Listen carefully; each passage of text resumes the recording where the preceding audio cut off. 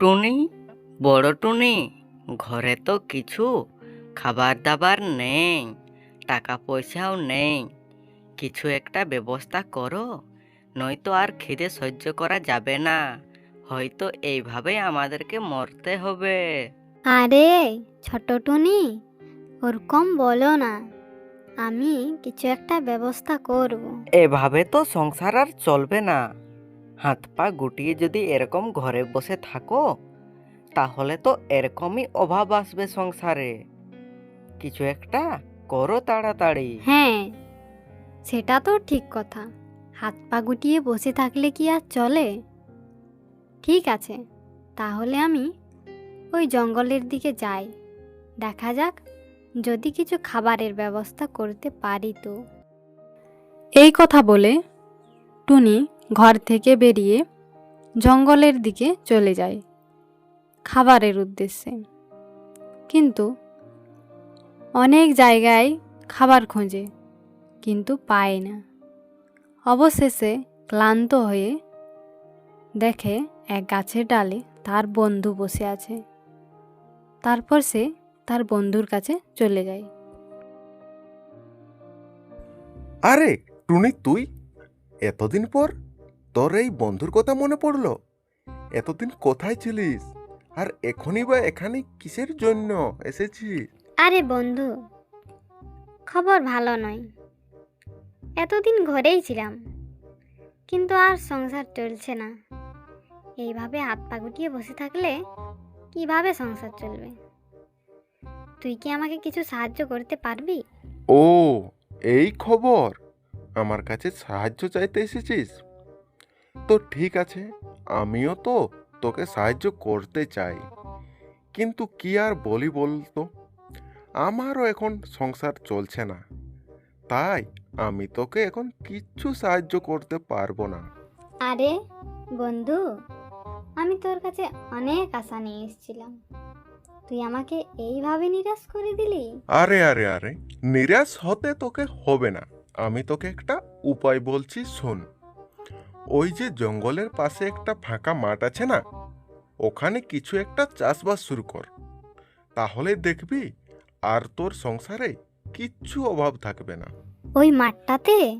হ্যাঁ, এটা তো বেশ ভালো উপায়।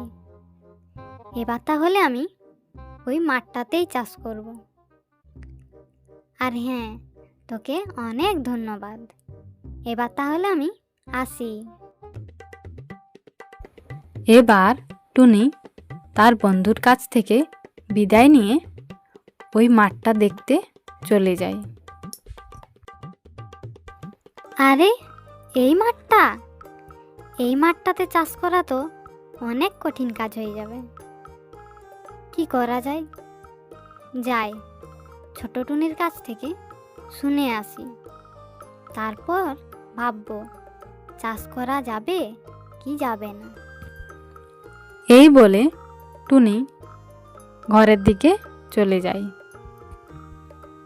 আরে বড় টুনি, তুমি এখানে? বাড়ি চলে এলে যে? খাবারের কিছু ব্যবস্থা করতে পেরেছো? না, খাবারের তো কিছু ব্যবস্থা করতে পারিনি, কিন্তু একটা ফাঁকা মাঠ দেখে এসেছি, যেখানে চাষ করলে আমাদের আর সংসারে অভাব থাকবে না। ও, তাহলে এই ব্যাপার। তবে দেরি করছো কেন? তাড়াতাড়ি যাও, কিছু একটা চাষ করবে। আমার মনে হয় ওখানে বেগুন চাষ করলে খুব ভালো হয়। বেগুন আমাদের বিক্রি করাও যাবে আর খাওয়াও যাবে। চাষ তো করব, কিন্তু তার আগে মাঠটা তো চাষের উপযুক্ত করতে হবে।